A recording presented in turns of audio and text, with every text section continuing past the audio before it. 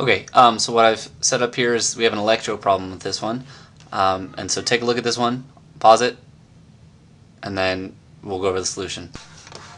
Okay, and so what they've given us here is we have some electrolysis of water here. So they're showing two tubes running electric current through the wires there to the electrodes in the tubes. We're getting oxygen on one side and hydrogen on the other. So we have an oxidation reduction reaction here, and it's an electrolytic cell.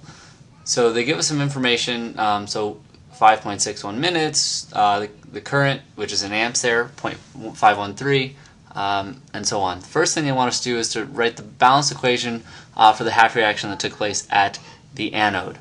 So if we're talking about the anode, so remember our little handy memorization tool, anox, red cat. So at the anode is going to be the substance, we're going to have the oxidation half reaction. So one thing it might be helpful with is to think about oxidation states. So I know this isn't going to be balanced and it's not the overall picture, but it's going to give us a good idea.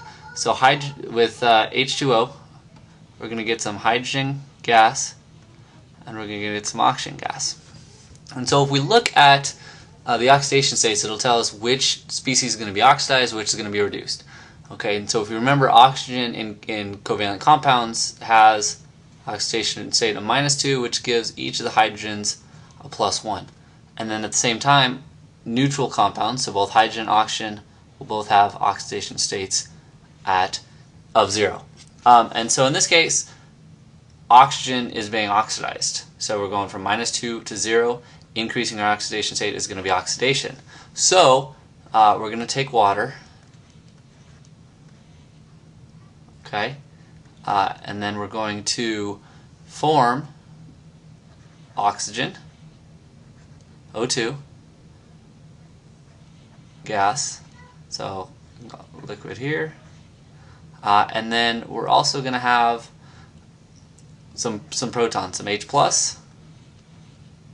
So to balance this out, so we have two oxygens here.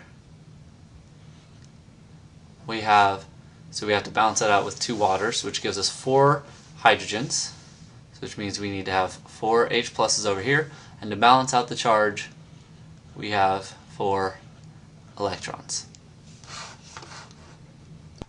Okay, and so the next question here, they're asking us how much electric charge, coulombs, was passed through the solution. So we're going to get that from this 5.61 minutes and the current, so current and time. And so some of these problems in B is going to be closely related to D. You'll see these two steps kind of combined at times. It's going to seem challenging, but when we get down to it and pay attention to the units, it's really just going to be some conversions and some stoichiometry. So what we need to realize for this is that current, or amperes, so the units for amperes, so this is B, so we need to know that, so 0.513 amperes is really coulombs per second.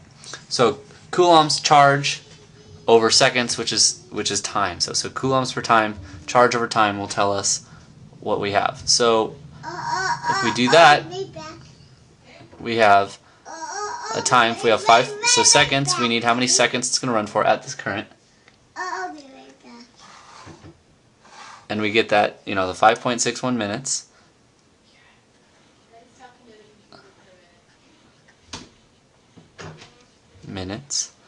Which again we have to convert to seconds, and we know that 1 minute is 60 seconds. Okay, so 60 times this 5.61 minutes tells us how many seconds we have, times the current will give us a charge of 173 coulombs.